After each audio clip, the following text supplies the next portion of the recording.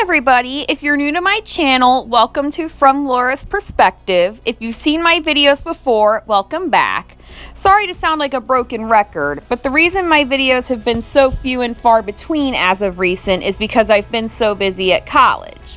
This semester in particular, I've been so invested in studying and doing my homework that I haven't had a lot of time for anything else. As a result of investing so much into my academics this semester, my report card hasn't looked as good as it does now since I was in middle school nearly 10 years ago.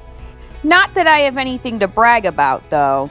It took for me to end up on academic probation for me to get the reality check to employ the techniques I did this semester to not only get back into good academic standing, but boost my GPA significantly. If you're looking to do that or something similar, then you've come to the right place. Let's get started.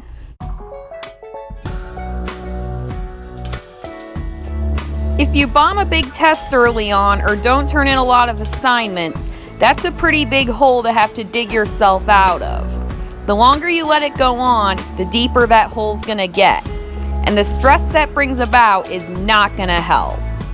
Moreover, the material you're learning at the beginning of the semester is probably the basis for what you're going to learn later on and what that's going to build off of.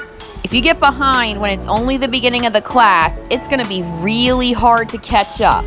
But if you pay attention in class, do your homework, and put in the effort to learn the material early on, you'll find that it's not so hard to keep doing that as the semester rolls along.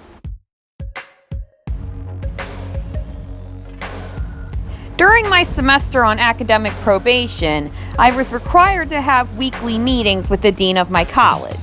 It was embarrassing to have to do this, but there was a benefit to it that I'd never thought about before. As it turns out, knowing that every week I would have to go into the dean's office and be asked if I'd attended all my classes and turned in all assignments that were due that week was just the motivation I needed to do what I had to do in order to succeed in all my classes. Since this worked out so well last semester, the dean and I have decided we're going to keep doing it in the spring even though I'm back in good standing. If not the dean of your college or principal of your high school, your ideal accountability partner is your teacher or professor. Set up regular appointments throughout the semester, go to their office, and have them fill you in on your progress in the class. One of the biggest reasons I've lost points on assignments is because I turned them in late. I still remember when I took writing seminar my freshman year, I passed the class with a B, but the professor said, "Laura, you really should have gotten an A in my class with how well you write, but you got a B because your papers were late." That's the thing. Deadlines have never really been my strong point. I either forget them, lose track of them, or for some reason just can't get the work done in time. Some teachers and professors are stricter about deadlines than others, but missing the deadline can mean you lose points on the assignment, or worse yet, you get a 0. Even if the class instructor is a little more lenient about this, you still want to turn assignments in the day that they're due. If nothing else, it'll get you some extra brownie points. As soon as you find out what the deadline is for an assignment, whether it's listed on the syllabus, the project rubric, or the teacher announces it in class, get it written down somewhere. What works best for me is if I put a reminder in the calendar app on my iPhone. The mindset you want to put yourself in throughout the semester is that whichever projects are due the soonest are the most important to get done, which brings me to my next point. Simply going to class and listening to what the teacher or professor says and completing the assignments isn't enough to really learn the material and get a good grade. You have to actually work towards it outside of class. I hate to break it to you, but you're going to have to sacrifice some of the things you want to do for fun at this point, whether it's going out with friends, binge watching Netflix, or whatever. You'll probably have multiple versions of a single type of assignment for a given course. So when you get your first one, figure out how long it takes you to finish the assignment in its entirety to a point that it is actually acceptable to turn in to your teacher or professor. From there, set aside that exact amount of time at some point before the assignment is due. As far as tests and exams go, you similarly need to dedicate yourself to studying and learning the material for several hours in order to get as good of a grade on the test as possible. This means reading through the notes and textbooks, figuring out the most important parts, going over and over them as many times as you can for as long as possible. But it won't work if you try to do this all at once right before the test or assignment deadlines. Here's what you need to do instead. This is the number one advice my mom has always given me, not just for academics, but for any endeavor in general that might take a long time.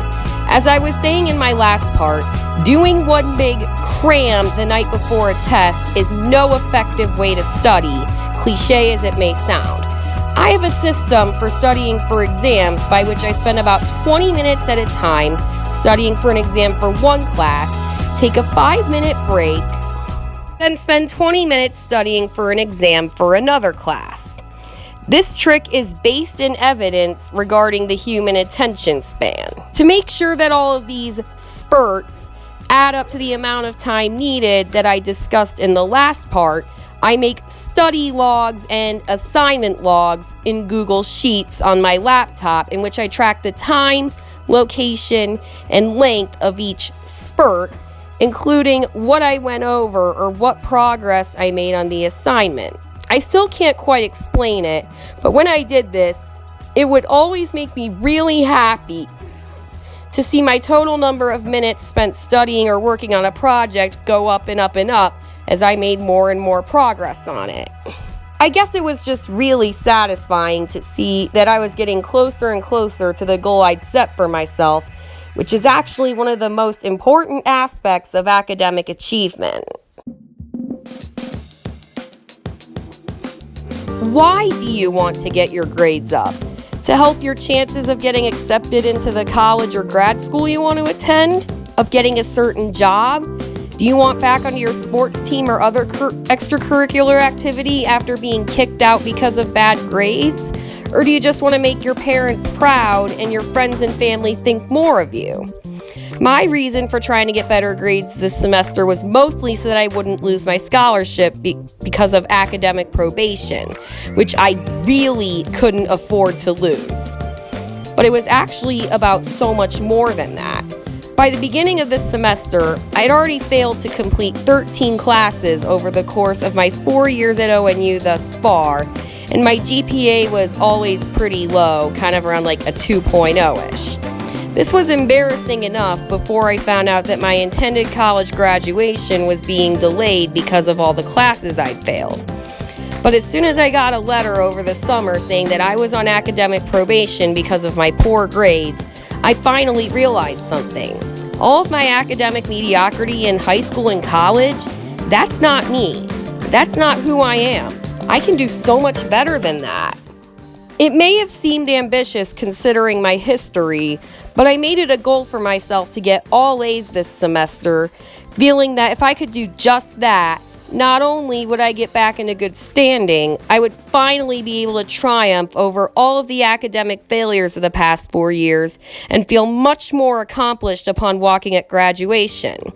In the end, I didn't quite get straight A's, but my semester GPA was a 3.3 and it got me back into good standing and was my best semester academically probably since middle school. Without a goal like mine to motivate you, you can't even hope to get your grades up because you won't see any point in it. It may seem tacky, but it might help to make a visual reminder for yourself of your end goal for getting better grades. For example, at the beginning of the semester, I went on Canva and made myself a little fake report card with all A's. Every time I saw that on my phone, I thought of the satisfying pride I would have in myself if I were to get a report card like that in real life, and it made me work real hard towards it. Even though my goal wasn't exactly what I saw on that report card, it gave me some wiggle room and got me pretty close. Thank you all so much for watching. I hope you all find this advice helpful.